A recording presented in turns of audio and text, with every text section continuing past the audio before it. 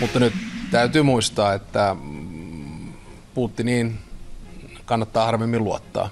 Eli nyt jää nähtäväksi, onko hänellä rohkeutta tulla tämän tyyppiseen tapaamiseen, onko hänellä rohkeutta tulla kolmiväliseen tapaamiseen vai pelaako hän jälleen kerran aikaa. Ja sitten tietysti jos hän pelaa aikaa, niin haemme yhdessä uusia ratkaisuja. Sen halusin vielä todeta, että sovimme niistä turvatakeesta sen, että aika lyhyelläkin aikavälillä niin palaamme tähän asiaan konkreettisesti, kun meidän virkamiehet ja sotilaat ovat ratkaisuja löytäneet.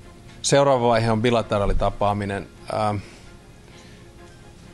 En lähtisi sitä kiirehtimään, mutta toivoisin, että se olisi seuraavan parin viikon sisällä. Ja jos se saadaan aikaiseksi, niin voisi toivoa, että trilateraalikokous olisikin hyvin nopeasti sen jälkeen.